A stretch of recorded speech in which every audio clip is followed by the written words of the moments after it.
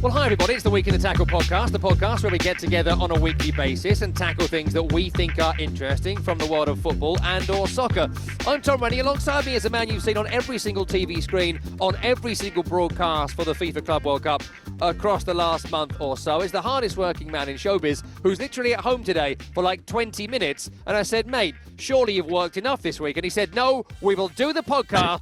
I'm going back to work later to do more and more work. It's only an actual bona fide celebrity. It's Brian Dunny Dunseth. Hey, buddy, all right? It's good to see you, Renzo. I missed you. It's good to be back in my office, in my house. And as you rightfully pointed out, I'm off to Portland tomorrow for Real Salt Lake and then back. Didn't do a quick wrist surgery, get that out of the way before shoveling snow all winter long out here in Utah, do an RSL game.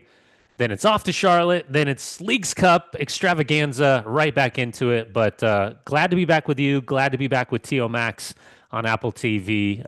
Can't wait to be back in the mix. And yeah, the best part about this whole trip, well, I don't know if it's the best part, but part of this trip, I was able to bring the family out to New Jersey. So the boys, because no one's going to be able to afford World Cup, like the real World Cup tickets, but I was able to afford these FIFA Club World Cup tickets. So they got to see Fluminense against Chelsea, and then they saw PSG against Real Madrid, and then they got to see the final of Chelsea PSG. So they are stoked, and my lovely bride Jade wisely let me know, honey, this is not a vacation.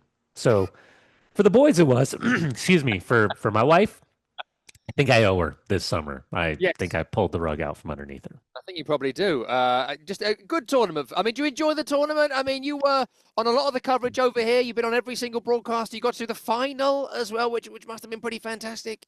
It was amazing, man. And I got to meet Chris Sharples. I got to meet Bish. I got to meet a bunch of the guys that you know over in London town that were working for DAZN. Paul Robinson, you bastard. I had a night out with Paul Robinson. It was the worst mistake I've ever made as a human being. I thought, on a day off, Mo Adams, who was part of the coverage, who's over in Saudi Arabia, who played here in Major League Soccer, went to Syracuse University. We're just having a quiet pint, just having a good time.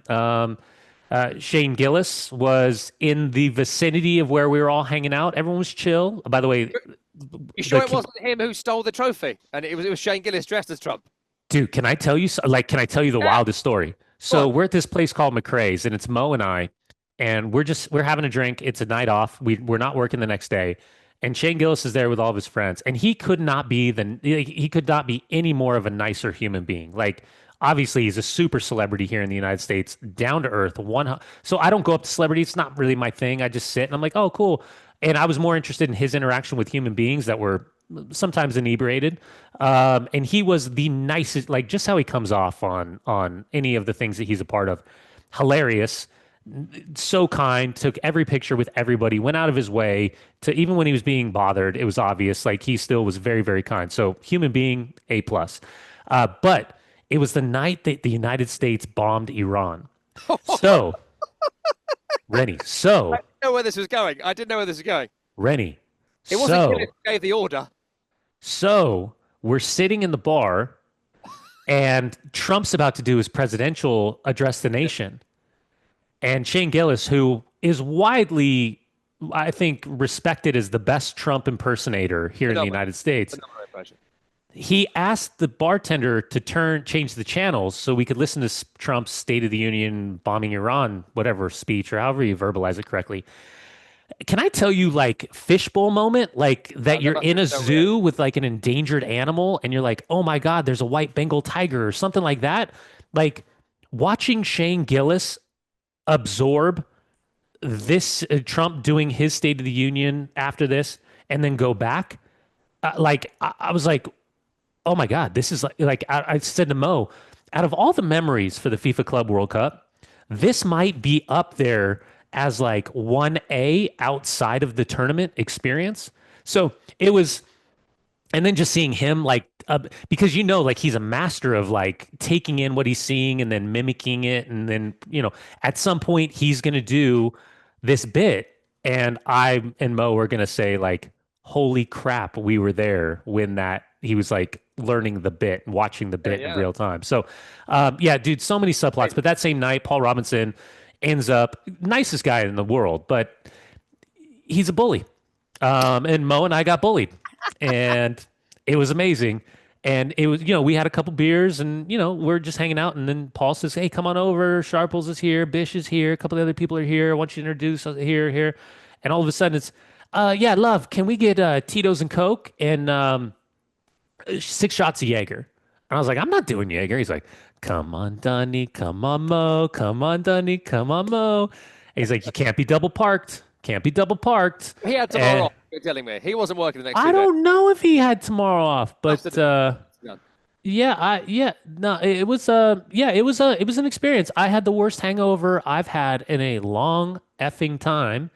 You normally have the antibiotics and whatnot, don't you, before you drink, so you can recover the next day. You normally got some sort of potion going on. Not for Jaeger. There is no. I hate black licorice. I despise it. I can't even eat rye bread. And it was the worst experience that I've had. I got bullied. I ended up dipping, Irish exiting, whatever you want to call it. Mo doesn't remember going home, and I just remember the next day waking up with a pounding headache, not having any leave, having to go out in daylight like I was a vampire to walk down the street to try to find something at Whole Foods, and I regretted every moment of it because the next morning I had to fly to Orlando and call a game. So many incredible moments. Like even at the final, I know this will sound crazy name dropping. I'm not meaning to name drop, but like when you see Matarazzo and you see Cambiasso and you see Cafu and you see Hristo Stoichkov and you're, I was talking with Jurgen Klinsmann and like just seeing all of these like heads of state being invited to this FIFA gala, which I was sending you pictures of. Yeah. 55 Wall Street, Cipriani's, and like it was Rita Ora's performing, and the stakes are like $400 magnificent. Like it just felt like I didn't belong, and being a part of this was quite surreal. So overall, everyone at TNT and the DAZN, the partnership they had down at Turner in Atlanta, then before we went to New Jersey for the semifinals and finals, I think it's 23 games in 28 days I ended up calling with 2 MLS games wrapped in there in between. It was a lot of walking around Piedmont Park. It was a lot of finding slices of pizza that I could just cram into my body in between prepping and wrapping. And I spent a lot of time in my hotel room for the better part of a month. But overall, I was incredibly honored to be a part of this. Like emotionally, egotistically, was really happy with the opportunity that I had and coming out the backside of it. And got some really great messages from some listeners out there for Week in the Tackle and from our show on SiriusXM. Got some really aggressive messages.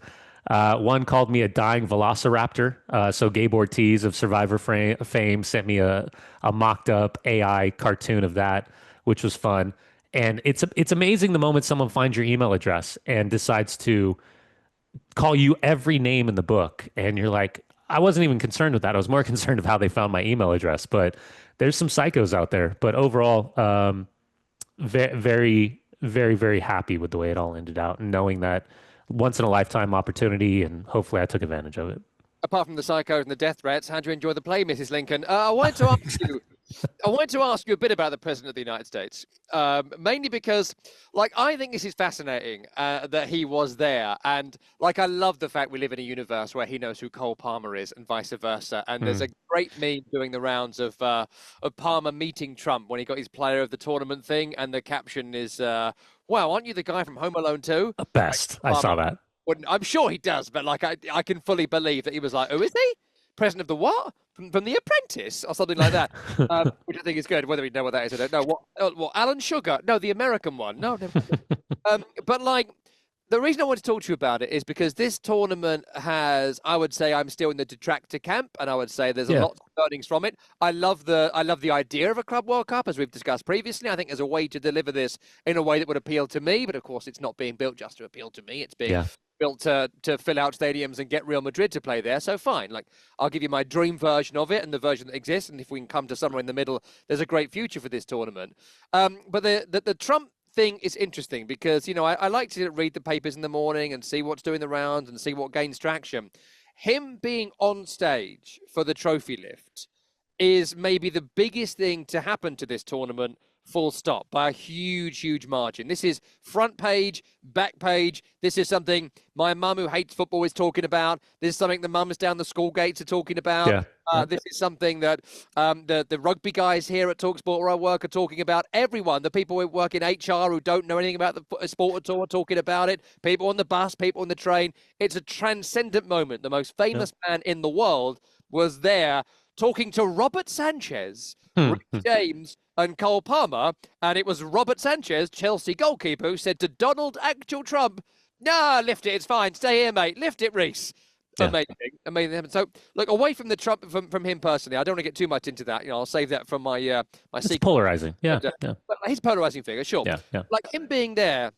The reason Infantino has kissed his backside to such a degree and given him the official version of the Gianni Gyroscope trophy and all that, which is going to be in the Oval Office forever apparently, and Chelsea sent home with a fake one, which is a great story, is because now this is in everyone's consciousness. It'll always be that he was there, and I think for all the criticism someone could level at Infantino, this is a masterstroke where he has pulled off here to get the actual administration of the country so involved in the tournament. I think what's his chops, Vance went to a Dortmund game at some point during. Oh yeah, in Cincinnati. Yeah. And I'm sure there's more than that, but they're just the ones I'm aware of. Yeah. Just give us your view on that, because for all of, and I want to get to the game as well, of course, because that was interesting. But like the selling of this tournament, the Americana, the Pax Americana of it all, they kind of crushed it. They really did crush that element of it. If you were trying to sell. Charlie Sinatano described it to me as what other people not from America think of what America is, which I thought was fun. Yeah, listen, I think when we're talking about the pomp and circumstance between Infantino and Trump, this goes all the way back to the first time in the first administration, pre-Biden.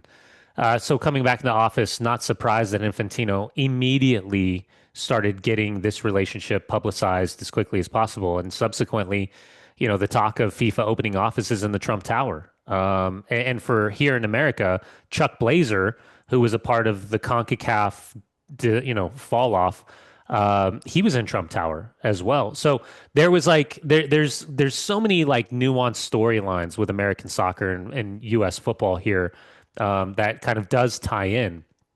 Listen, to your point, the fact he's not going anywhere the moment he's on the stage, I think that's pretty obvious. He understands that this was a moment that it makes him look stronger.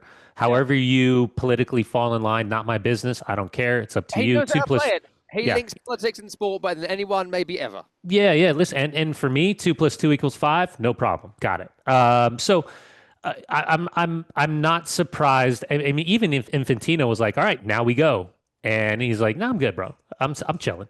And it was we were, Luke and I are doing the trophy presentation, so we're in the midst of this, and you don't want to. There's a giant gray area somewhere where you're allowed to operate, and if you take one wrong step, you're in big trouble. So. For me, it was more about the bigger storylines as opposed to that moment. And I think that moment, because as a broadcaster, just to give insight, and you've done plenty of trophy presentations, you're fantastic at what you do. And you know this, like the build up to the trophy presentation in the lift is bigger stories, right? You're telling the story of, PSG, what an incredible season, cementing themselves despite the loss as one of the global dominant teams at this point. And for Chelsea, how do we, do justice to 2021 Champions League final, multiple managers, $1 billion spend, Bowley, Eggbally, Blue Co, all of these things. There's so much nuance to it, but the reality is that Enzo Maresca building off a Champions League qualification with a top 4 finish and lifting a Conference League trophy, and then adding guys like Liam Delap and Jeremy Gittins and now Joao Pedro in the midst of acclimating what Esteval means and Kendry Paez means from young South American talent. We're the ones, bigger picture, with maybe pie on our face as we were making fun of everything that's been transpiring the last 3 seasons at Chelsea. The whole like, you don't know what you're doing. Well, 2 years on, it seems like this plan has laid out pretty well. So through all of that, we get to the final moment. And the idea is when Enzo Maresca goes and then Reece James goes, I shut up. My time's done. And then it's Luke Wildman then talking about, and Chelsea are your 2025 FIFA Club World Cup champions. And then, but in that moment, I'm looking over at him. I'm watching what's happening. I'm referencing the screen. I'm watching what happens. And I'm waiting for him to see, like, how does he get through this? Because it's something that we're not used to as soccer fans, as football fans. So, anyways, I agree with you. I mean, at the end of the day, if there was from a commercial aspect, the biggest conversation coming out of the FIFA Club World Cup, we would have thought that it was Chelsea restamping their claim to international football from a domestic level. And instead, it's here's Donald Trump on the stage with the players waiting for them. And the look of Cucurella and his facial expression going, like Cole Palmer, like, are you leaving? And then Reece James is like, okay, bro. And then Robert Sanchez like, nah, bro, lift it. Like, there's so many like moments in that moment that are just forever going to be iconic. Yeah. Who's going to be the person that tells Donald Trump to get off stage? It absolutely is not going to be me. They tried. Yeah. Gianni, if you can't deal with it, then he's staying. And I thought that was really interesting. The other bit on the presentation of it all, just give us a word on before we get into the Maresca and Chelsea and PSG. So we'll cover that today, and maybe a final one in the tournament as well. But like the staging of the whole thing again, I love the fact, and I think it's right. If you do a tournament in America, it feels American. If you do a tournament in Qatar, it feels like it's in Qatar and blah blah blah. If it's in England, we make sure it's raining and everyone's miserable and eating a sausage roll. That's the way it works to make sure you know where you are. So. I'm not against when it's in America, it being very American, but and also the stage they built in the stand, I thought was absolutely fantastic. As a built TV thing, when you zoomed out and watched, was it Doja Cat dressed in her Crystal Palace kit? When you zoom out backwards and you could see the Manhattan skyline in the background, it was perfectly placed. It looked absolutely mega. So that's great, and then they put that together well. But what about the fact the game started 10 minutes late, just to incorporate Robbie Williams singing the FIFA anthem, whatever that's called? No, smirching Robbie, by the way, but it just seems a little bit weird. Famous for us, maybe not for you. But then you've got the game kicking off 10 minutes late, and then you've got the halftime show, which again, fine if you want it, fine for an American thing. I don't know if they should be doing it if they're playing in Europe, but whatever.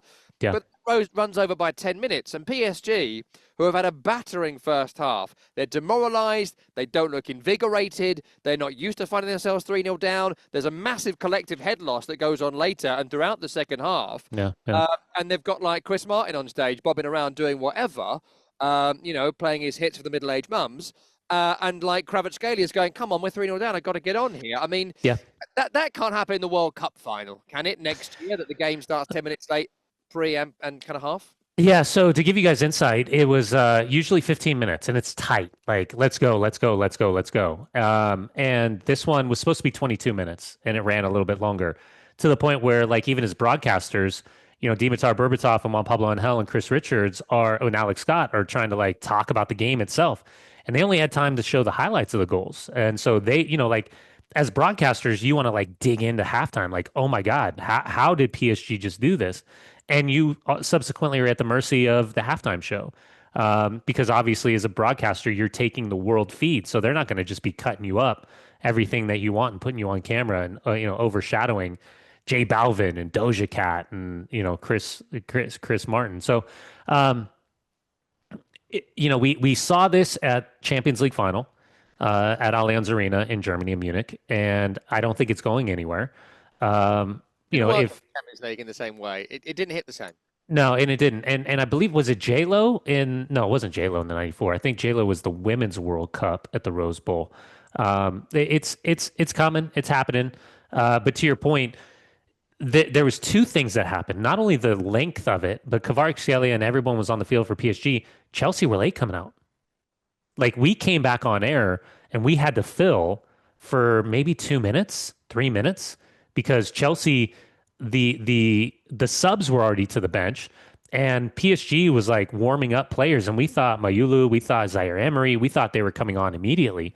And Luis Enrique hesitated and then brought him on, like, I think 10 minutes in the second half. But yeah, there's I don't know, man. There's nuance to all of this. Do we want it to be as crisp and as clean as every game? Absolutely we do. But this is the sizzle. And right now FIFA Club World Cup, that was the moment to sell the sizzle. And to your point, that stage. So I was directly across from the stage, but they were in the upper deck above me. And just looking at that, like, if you're scared of heights, you weren't stepping on that stage. I can promise you that. And then the dancers who kind of look like, they were dressed, I don't know, like Cat in the Hat. Like, Weren't they? I don't know, it was like Cat in the Hat thing one and thing two, and all they're like dancing and doing all that stuff. And I was like, don't fall. Please, baby Jesus, don't let him fall. But I think overall, it was a really cool performance when it was all said and done. Yeah, it was good. I mean, I'm not the biggest fan of the whole thing. I'm not. I don't mind someone playing before the game. Half time is, I think, off, and if not, you do one performer for like 5 minutes in the middle of the 11 minutes you have. And I don't know.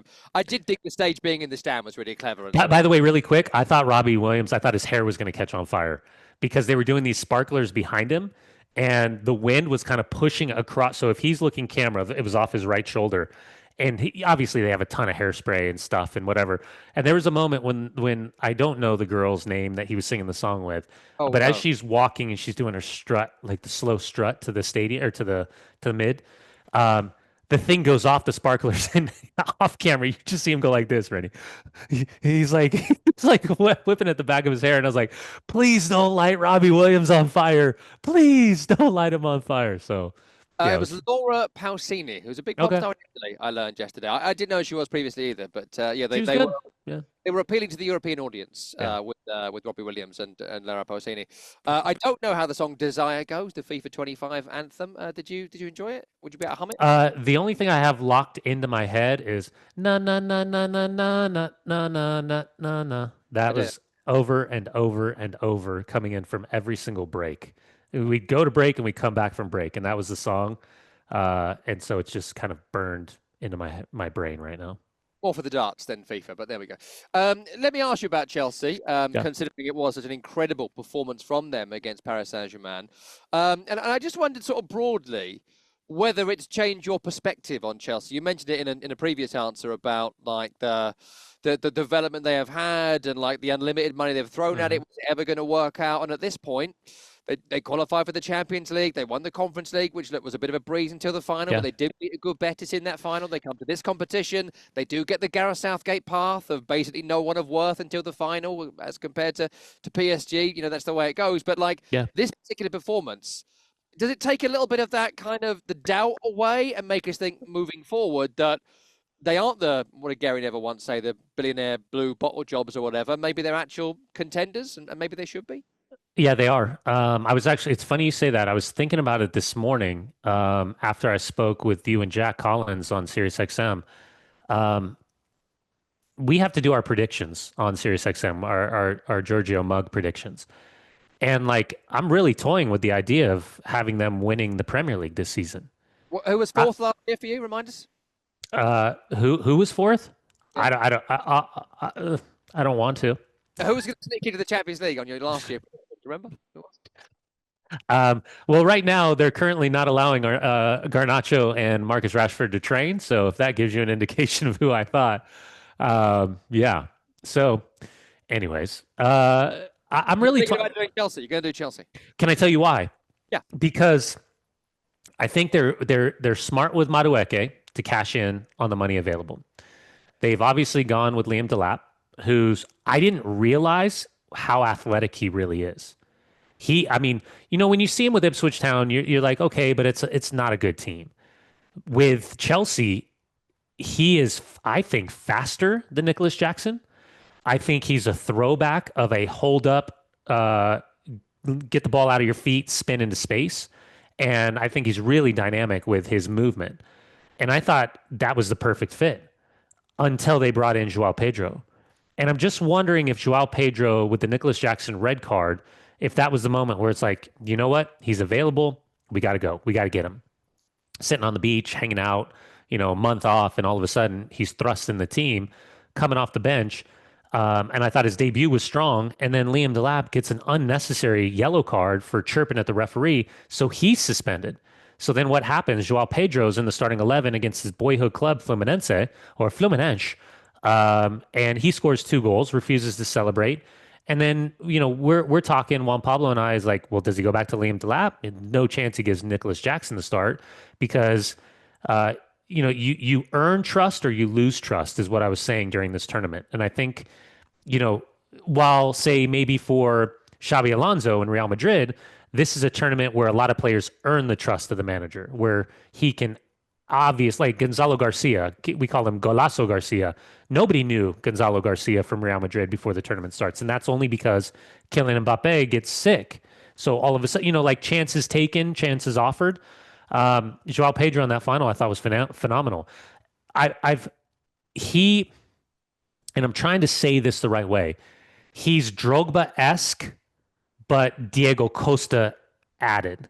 Like he's got this like FU mentality to him. Like I'm gonna stick you. I don't care about you. I'm like, but he doesn't cross the line. Like he kind of knows his temperament. Like even when Luis Enrique and Donnarumma are coming at him, like he keeps his arms down the whole time. Whereas now Nicholas Jackson's coming and getting involved, where Enzo Maresca's like, throttling him to get him away. So now you've got Liam Delap, you've got Joao Pedro. I would assume you sell Nicholas Jackson for as much as you possibly can, because even if he goes to Italy or he goes to Spain or he maybe goes to another Premier League team, he's shown that he can score goals, but maybe not at the rate that Chelsea was looking for. So as I'm going through all of that, you add Estevao to the mix, you add Kendry Paez potentially to the mix, but maybe he ends up going to Strasbourg. I'm going through if Reece James stays healthy, I think this team isn't necessarily untouchable, but I don't see why they couldn't be legitimately considered as a contender in the Premier League based on how they finished the year and what they're building. I think from what's there, looking at the squad as is, and I expect some more movement, lots to leave and one or two more to come in. I think you can't bank on Romeo Lavo being fit. If you could, I think you've got a great midfield there of Enzo Caicedo, who, I mean, I'd love your view on him quickly on how so good he good. Final. Well, twofold. And I kept saying this during the broadcast. Enzo Fernandez and Moises Caicedo are so good at this stage of their career that we're not talking about the transfer fee anymore. I mean, that's the best way you can give them credit. Yeah. They are so good. We're not referencing $100 million, $90 million. Like, no one cares. And by the way, what's Enzo, 25, 26 now? And Moises Caicedo's 23. And subplot to this, I didn't realize this until I really started digging in, that when Enzo left Benfica, you know who the player was that replaced him? Joao Neves. Is that right? Joao Neves replaced him. They made 100 off Enzo. They made 65 off Joao Neves. And so, like, you think, well, how does Benfica get all these young players? It's because this is their business. This is their proof and concept, whether it's Lindelof or David Luiz or it's Nunez or it's Ederson. Like, they are the perfect club, the perfect landing club to start your career. Yeah. Good sellers, good springboard. I mean, I just think, just go back to the previous point, I got sidetracked by getting your view on Caicedo. It just looks incredible. But, like, I think if they had a Thiago Silva from 4 years ago in the back alongside either one of Colwill or Chalobah, one or the other, not both, and you add a fully fit 38-game season from Reece James or Lavia or another who can actually play 38 games, everything else is there. Delap, I agree with you completely. I love the signing of Joao Pedro. And I think if you keep someone like either Nkunku or Jackson, have them as an auxiliary winger, and you throw Gittins and Neto, and it's ludicrous. And any kind of let off of them not challenging for the Premier League title this season, I think will be exactly that. And by the way, really side note, last one, how good was Malo Gusto on that right-hand side? Very, very good in the final, but I do think for 6 months, I'd be looking to replace him. Very good. Totally. And by the way, the biggest compliment I can give to Enzo Maresca, he's got stones, man, because there's a blueprint to follow Vincent Kompany and Bayern Munich. And because Joao Pedro has a similar mindset to Harry Kane in terms of initiating the press, Harry Kane, by the way, so much respect watching him up close and personal with the amount of movement and running and commitment that he has to the game. We always knew it, but when you see it, it's just a different element. The trigger in the press, twofold: switching Pedro Neto to the left-hand side, bringing in Reece James, pushing and basically sacrificing Pedro Neto, who had 3 goals in the first 3 matches and 2 assists as well. Putting Gusto as high and as wide on the right-hand side, sliding Chalobah, sliding Colwill, and then Cucurella staying at home most of the time. All of a sudden, you had this tilt. Enzo Maresca did to PSG what PSG has been doing to everybody. And instead of sitting back like Xabi Alonso did, and I said during the broadcast, like a penny for the thoughts, like obviously Mbappe and Vinicius Jr. aren't going to press like that. Gonzalo Garcia pressed like that before he brought back Mbappe, the starting 11. And the one game he's in the starting 11, they lose 4-0. It's against PSG. There's so many subplots to that conversation. But Enzo PSG'd PSG, if that makes sense. Yeah. They did what PSG has done to everybody in this tournament, including the Champions League final. They did PSG to PSG and completely stifled them. And instead of possession and possession with purpose and stats and XG, and even it was, what was it? Passes per defensive, it's not rate. It's like recovery. PSG's averaging 7 passes. The opponent gets 7 passes before PSG wins the ball. Right. Chelsea knocked the doors off them. Yeah. Knocked the door. And the one thing that beat them was the most simple aspect of the game. Chelsea played direct. Robert Sanchez dumped the ball up over the top. Nuno Mendes started staying home. Malo Gusto played higher. Trevor Chalobah went over and deleted Kvaratskhelia, who was incredible throughout the tournament. And as simple as we always talk about building out of the back, find the defensive midfielder, play to the center back, find the attacking midfielder, play to the winger, like beat the press. What did Sanchez do? He hit 3 long balls over the outside left back, and that's where 2 of their best chances came. And finally, Cole Palmer, the one game where I think he was outstanding was this final. Because I said in the very first game against LAFC, my hope is that Cole Palmer shows the world that he is a world-class player. Yeah. He waited until the final to do so after he got on his scooter and checked out Times Square the night before the match, but he ended up doing so, and that left foot is a wand. He looks so casual, like a baby giraffe just galloping all over. And he's the perfect example for young kids where it's not about power, it's about placement. Yeah. He beat Donnarumma with the same ball on 2 occasions, and he was just kissing it on the deck, far post side net, as opposed to just whacking the crap out of it. That double dummy is so sweet as well, isn't it? Oh, the hitch. There is a ref cam of that. If people haven't seen it, you've got to check it out. It's so good. Ref cam was brilliant. Was something I'd like to see moving forward. No halftime interviews, by the way. They suck balls, as you'd imagine. But the ref. We didn't cover those. The balls, no, don't cover those. Yeah. But like the half is a total waste of time. Please don't ever do that again. That's such a bad idea. But ref cam, brilliant innovation, and the Palmer, the way you can really get into the field and the headspace of it all, and you can see why they fell for it. Number one is a decoy run. The other is a traditional Gusto. Yep. It's fantastic. One final thing on this I wanted to ask you, only because there was a great message on this today that we got from Eugene in Florida, which I wanted to put to you. And it's about Enzo Maresca, sort of broadly, and where he is on the managerial totem pole. And there's a lot of Arsenal-Chelsea banter going on right now about, year 6 of the project, and you've got an FA Cup where Emery got into the semi-final, whereas year 1 of a project and everyone hates the manager. They call him Diet Pep or Pep or whatever. And he's already won 2 trophies and qualified for the Champions League and beat PSG in this kind of showpiece final. And I was asking people today, like, do you like him now? Because every Chelsea person I know, every fan, they cannot get on board with Enzo Maresca. And from the outside, which we are, we sort of think, he's done a good job, which he has, but they can't get on board with the style or his personality or whatever. And there was a great text from Eugene in Florida to SiriusXM FC today. And he said, I'm warming up to Enzo Maresca. It's like microwaving soup. It takes a while, and you're still unsure if the middle's hot, but hey, it's starting to smell like potential. Excellent analysis of Enzo Maresca as soup. And I just sort of think, give us your view. I mean, he has clearly tactically got the final right against the European champions. He has clearly got the final right against Real Betis in the Conference League. He has clearly at times, think about Fulham away, the game that changed the season, bringing in Tyreek George out of nowhere and sort of turning the game around and them having the run up to the Champions League qualification, top 5. Like, he has got major moments right. The first 3 months of the season were exceptional. Give us a word on where you think he is now in terms of top managers. Like, would he get the Arsenal job? Would he get the Man United job? Is he someone that can lead Chelsea to a title challenge? And do you think Chelsea fans who have not bought in might give him some rope, whereas previously they weren't?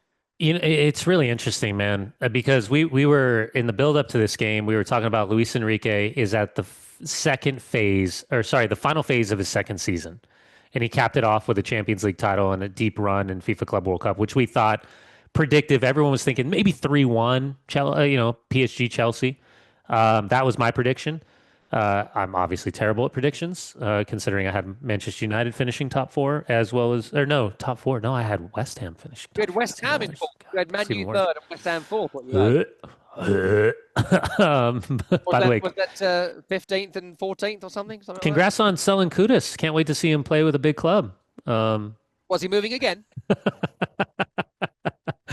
Evidently The Gibbs video of White. him- now you've mentioned it. Did you see the video of him? He was having the stethoscope on his heart, on his medical.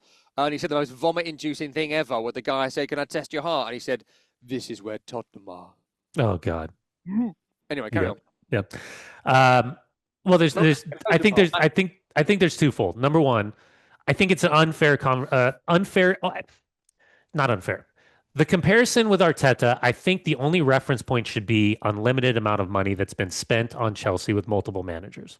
Since 2021 and the Champions League final with Thomas Tuchel, the whole team's been turned upside down. The simple fact is they've gone through 4 managers. They've spent significant sums of money. They've been slapped on the wrist subsequently by the involvement in Europe.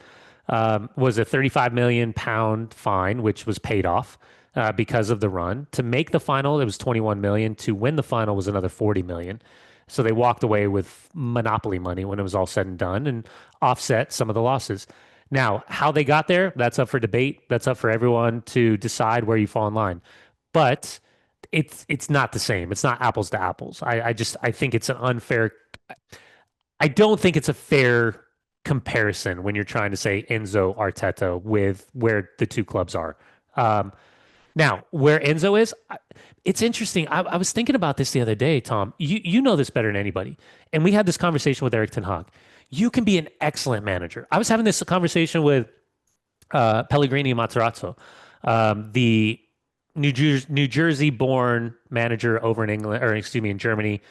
He was with Nagelsmann, assistant. He had Hoffenheim. Like it was so much fun talking to him.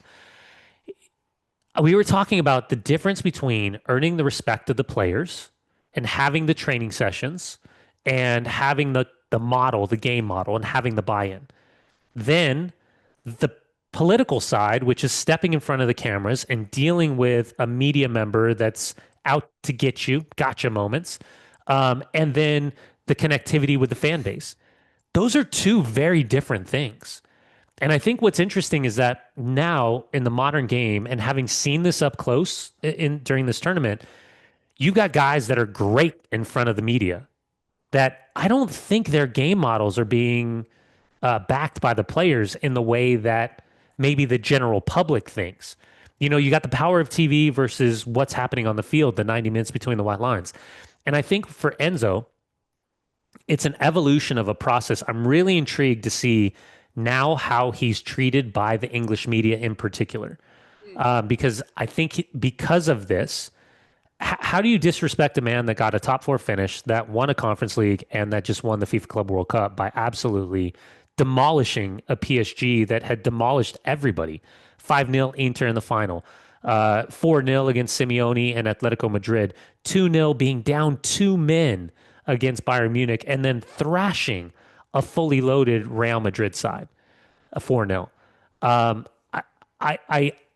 would think that while he's a man that stands with his principles, maybe the comfortability in front of the camera with the media becomes better this season, where he gets the respect he deserves, because he's unlike Eric Ten Hag, where what he was saying didn't match what you were watching every single weekend.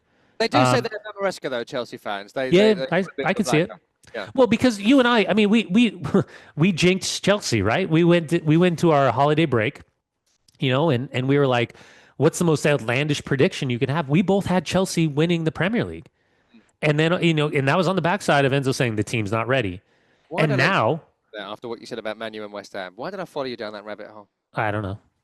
I don't know at all. It's a really bad decision you made. It's like drinking with Paul Robinson. It's a horrible, horrible decision. Don't ever do that again, Red. But no, listen, I have a lot of respect, man. I've got a lot of respect because I did this deep dive, you know, like we were talking, I took effectively almost 3.5 weeks off near the end of the season because I just went full Y Scout and I kind of knew my schedule and I dug into these teams. And the one thing I was really impressed was there was, I think, and this is why I think I've got to have Chelsea competing for the top spot this season because as I was watching Conference League, I'm thinking to myself, these lesser used players are now learning how to break down teams that are going to sit in low blocks. They're going to have to carry the weight of expectation, carry the weight of possession, carry the weight of generating chances. And then as they're grinding collectively for a top four finish, you win a Conference League trophy. There's this self belief. You come through this tournament lesser high quality teams than say what PSG did. That's, PSG goes through Bayern Munich and goes through Real Madrid for a final, whereas it's watered down Al Hilal and thinking about Fluminense and thinking about all the this was a tournament we thought it was going to be PSG Man City in the final.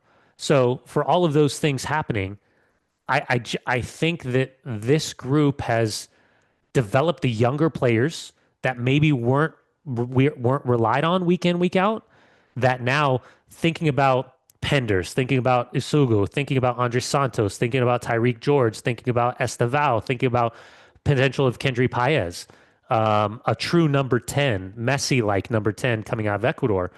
All of these, and then bringing players back over from Strasbourg, and then using all of the younger players or the academy-driven players to maximize by sales, offsetting what the spend is. It's happening in real time, man. We were all laughing about it. I'm guilty and inclusive of that, Yep. And now I think I think it's hard to see a world in which Chelsea aren't legitimately title contenders and legitimately pushing for a deep run in Champions League this season. Hard to go wrong with unlimited money. Woe is them. Yeah. We're nearly out of time, Danny. Final bit for today. We were meant to be in Austin, Texas next week for All-Star. And we were going to do a live week in the tackle. I've got my mic ready. And we were going to be in Tim Horsey's hotel room, checking for stains. But it's my fault. You can't make it next week. Yeah, on Thursday I'm getting surgery. I've got this wrist problem that I can't, I broke my wrist so many times that you can't really see, but it's it's killing me, and I got to get this taken care of. So they're going to go in, they're going to take a bunch of bones out of my, there you can kind of see it. They're going to take a bunch of bones out of my wrist. They're going to fuse it all together, and this is the only real time. Yeah, it's the only real time I could get it done. So doctor told me surgery's Thursday. Doctor told me I don't want you on a plane until at least Tuesday. I was supposed to jump on a plane Sunday night to come meet you guys down in Austin. So I had to pull the parachute. I jumped out. I think you're going to be with Keith Costigan. Tony Meola is going to be down there. Max Bredos is going to be down there.